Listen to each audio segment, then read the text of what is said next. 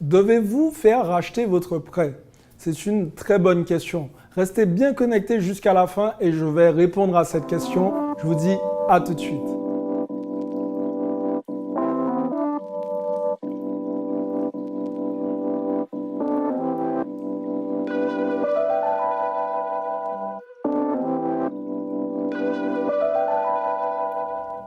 Salut à tous, je suis Xavier Prétérit, je suis l'auteur du livre Cave Parking. Je suis investisseur immobilier millionnaire et aujourd'hui, tout simplement, on va parler d'une question qui est très intéressante. C'est devez-vous faire un rachat de prêt? Alors ça, c'est très important de vous dire qu'il y a encore deux écoles pour ça. Encore une fois, si vous avez un taux qui avoisine les 3,5 ou les 4%, alors je tiens quand même à préciser que nous sommes au début de l'année 2019.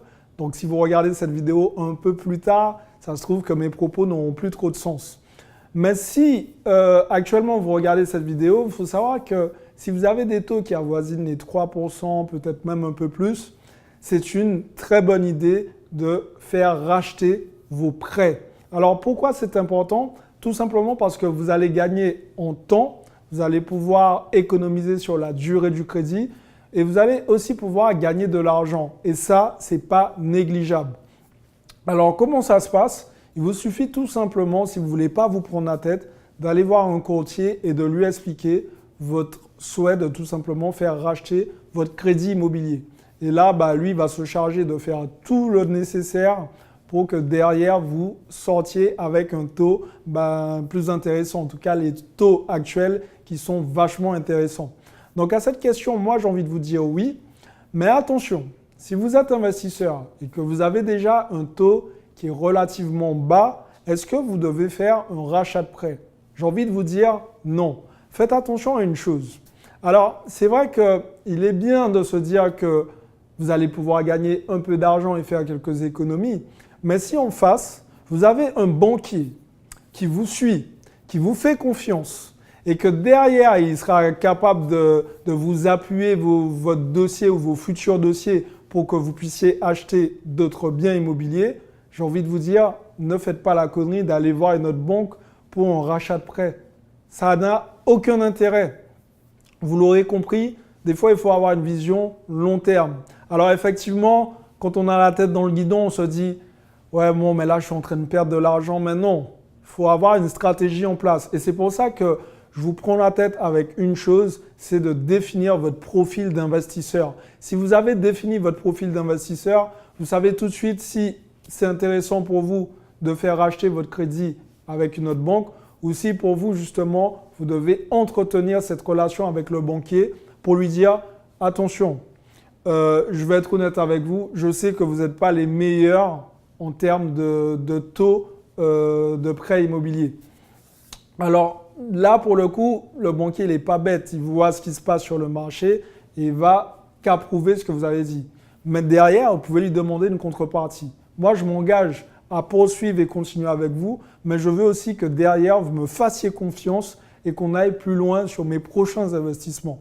Donc là, inconsciemment, vous êtes en train de créer une espèce de deal, une espèce de pacte entre vous et le banquier. Et les amis, ça, c'est puissant. C'est puissant, mais d'une force, vous ne pouvez même pas vous en rendre compte. Parce que par la suite, le banquier en face, il va voir que c'est un échange de bons procédés. N'hésitez pas non plus à faire des petites choses qui vont faire plaisir au banquier. Par exemple, si vous savez que prendre un petit forfait téléphonique à 15 € et que ça ne vous coûte pas tellement plus cher que ça et que derrière, ça permet au banquier d'atteindre ses objectifs, faites-le.